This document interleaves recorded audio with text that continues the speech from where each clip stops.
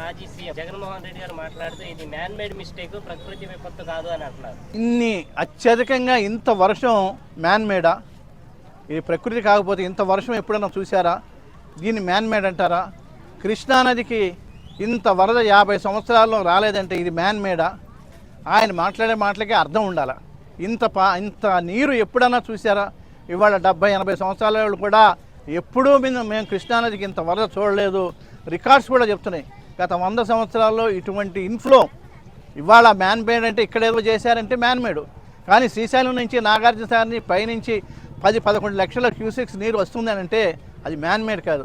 ఆయనకి అవగాహన లేక, అనుభవం లేక ఏదో మాట్లాడాలి కనుక మాట్లాడటం తప్పితే ఇది ఎందుకు మ్యాన్ మేడ్ అవుద్ది? ఈ వర్షం పట్టడం మ్యాన్ మేడా? ప్రజలకు తెలియదా? ఎవరు చూడటం లేదు ప్రకృతి. అలాగే బుడమేరుని నిర్లక్ష్యం చేయడంలో గత ప్రభుత్వం సరైన నిర్ణయాలు తీసుకుపోవడం మూలంగా ఆ విధంగా పొంగి మరి ఊళ్ళ మీద ఏంటి మన కాలనీస్ అన్నిటి మీద పడి విజయవాడలో 4 లక్షల మంది నిరాశలు అవడానికి కారణమైంది. ఇది మ్యాన్ మేడ్ కాదు, ప్రకృతి వైపరీత్యం. ఇది ప్రకృతి విలయతానం. అయినా కానీ ఇవాళ చంద్రబాబు నాయుడు గారు తాను ముఖ్యమంత్రి అనేది మర్చిపోయి ఆ నీళ్ళల్లోనే రాత్రి 1 గంట 2 గంటల వరకు తిరుగుతూ మళ్ళీ పొద్దున్నే కలెక్టర్ ఆఫీస్లోనే పడుకుని ఆయన మరి సక్రమంగా జరుగుతున్నాయా లేదా, సహాయ సహకారాలు అందుతున్నాయా లేదా, అధికారులు ఇస్తున్నారా లేదా అనేటువంటి పరీక్షిస్తున్నారు. ఇది ఆయన అజ్ఞానానికి నిదర్శనం, జగన్మోహన్ రెడ్డి గారి అజ్ఞానానికి. ఇప్పుడు మ్యాన్ మేడ్ మిస్టేక్ అంటున్న మాజీ సీఎం గత 5 సంవత్సరాల్లో ఇంతవరకు ఇటువంటి విపత్తులు జరిగిన ప్రజల్లోకి రాని వ్యక్తి ఈ రోజు వచ్చి ప్రజల్లో అసత్య ఆరోపణలు చేస్తున్నారంటే అసత్యాన్ని ప్రచారం చేస్తున్నారు. దీన్ని మీరు కూటమి సభ్యులు ఏ విధంగా తిప్పికొడతారు? అలాగే ఇప్పుడు డిప్యూటీ సీఎం బయటికి రావట్లేదు, ఎక్కడికి వెళ్ళాడు అని అంటున్నారు. ఇది జగన్మోహన్ రెడ్డి గారు ఇందాక చెప్పాను ఆయన అజ్ఞానం అని చెప్పి. ఆయన ఎప్పుడు కూడా ప్రజల్లోకి ఇటువంటి విపత్కర పరిస్థితులు ఎప్పుడు వచ్చిన వ్యక్తి కాదు. ఇవాళ ఏదో ఆయన నేను ఉన్నాను అనిపించుకోవడానికి తప్పితే వేరే రకంగా ఆయన ఏమీ వచ్చి ప్రజలను ఓదార్చినోడు కాదు. ప్రభుత్వంలో ఉండగా కూడా ఎప్పుడు వరదలు వచ్చినా, గోదావరి వరదలు వచ్చినప్పుడు కూడా ఎప్పుడు ఏ జిల్లాకి వెళ్ళినటువంటి వ్యక్తి కూడా కాదు. ఆయన మాట్లాడటంలో అర్థం లేదు. అది పూర్తిగా అసత్యం. ఆయన చెప్పే అన్ని అసత్యాలు, అబద్ధాలు.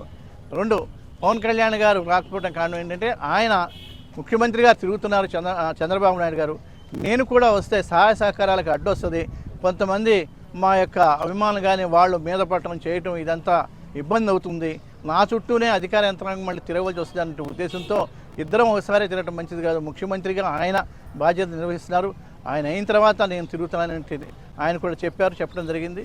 ఆయన కూడా 1-2 రోజులు, ఎందుకంటే ఇద్దరు కూడా ముఖ్యమంత్రి ఉప ముఖ్యమంత్రి ఇద్దరు తిరుగుతూ ఉంటే ఈ విజయవాడ ప్రాంతంలోనే అధికార యంత్రాంగం కానీ లేకపోతే ఆయన చూడటానికి వచ్చే జనం వల్ల కొంత ఇబ్బందులు ఉన్నాయి కనుక ఆయన 2 రోజులు ఆగి ఆయన రివ్యూ చేస్తున్నారు ఆయన డిపార్ట్మెంట్, అంతేగాని వేరే ఉద్దేశం కాదు. అంటే ఇప్పుడు సీఎం డిప్యూటీ సీఎం ప్రజల్లోకి వస్తే ప్రోటోకాల్ సమస్య వస్తుంది. అలాగే పవన్ కళ్యాణ్ గారికి ప్రజాదరణ ఎక్కువ, ఆదరణ ఎక్కువ. ఆయన వస్తే ఎటువంటి సమయంలో వాళ్ళని ఆపటం ఎవరి వల్ల కాదు. అలాంటి తెలిసి కూడా మాజీ సీఎం ఎందుకని ప్రజల్లో ఇలాంటి అసత్య ప్రచారాలు చేస్తారంటున్నారు? మాజీ సీఎంకి జగన్మోహన్ రెడ్డి గారికి ఇవన్నీ అలవాటు. జగన్మోహన్ రెడ్డి గారికి ముందు నుంచి పవన్ కళ్యాణ్ గారి మీద అక్కసు ఎక్కువ. ఆయన ప్రతిరోజు ఆయన ముఖ్యమంత్రిగా ఉండగా కామెంట్ చేసేవాడు.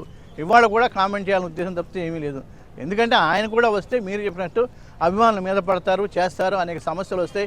అటు సెక్యూరిటీ పరంగా కానీ, పోలీస్ డిపార్ట్మెంట్ కానీ, సహాయ సహకారాలు అందించే అధికార యంత్రాంగాన్ని కానీ ఇబ్బంది కలుగుతుంది అనే ఉద్దేశంతో ఆగారు తప్పితే వేరే విధంగా జగన్మోహన్ రెడ్డి గారు చేసేయని తప్పుడు ఆరోపణలు, తప్పుడు ఆలోచనలు. సార్, అలాగే ఇప్పుడు ఈ శ్రీనగర్ కాలనీ పెదవులపాక నుంచి ఇక్కడ చాలామంది ఎప్పుడు రాని వరదలు 2009లో వచ్చినాయి, మళ్ళీ ఇప్పుడు వచ్చినాయి.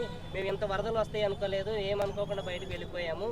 మా ఇంట్లో ఉన్న సామాన్తో మొత్తం అన్నీ కొట్టుకుపోయినాయి. ఇప్పుడు మాకు ఎటువంటి ఆదరణ లేదు.